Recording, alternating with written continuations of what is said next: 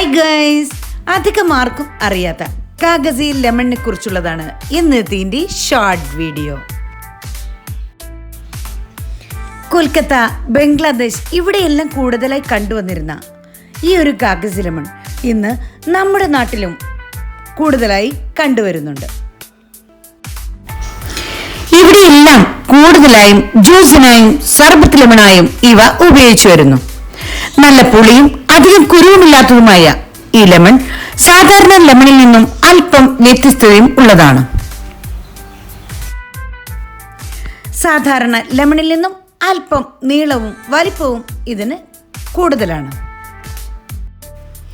സാധാരണ ലെമണിൽ നിന്നും കിട്ടുന്ന ജ്യൂസിനേക്കാൾ കൂടുതൽ ജ്യൂസ് ഇതിൽ നിന്നും കിട്ടുന്നുണ്ട്.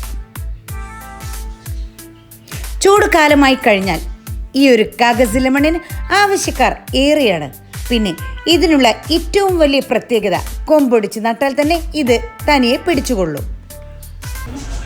ഈ ലെമണിൻ്റെ തൊലിക്ക് മറ്റൊരു പ്രത്യേകത കൂടിയുണ്ട്. ലെമണിൻ്റെ തൊലി കയ്പരസമോ പുളിരസമോ ഇല്ലാത്തതാണ്.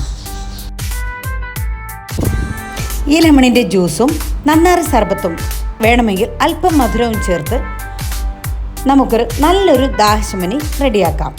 ഇതുപോലുള്ള വെറൈറ്റി വീഡിയോകൾ നിങ്ങൾക്ക് ഇഷ്ടപ്പെട്ടാൽ ചാനൽ സബ്സ്ക്രൈബ് ചെയ്യുക. അതുപോലെ തന്നെ വീഡിയോ ഇഷ്ടപ്പെട്ടാൽ ലൈക്ക് ചെയ്യാനും കമൻറ്റ് ചെയ്യാനും ഷെയർ ചെയ്യാനും മറക്കരുതേ.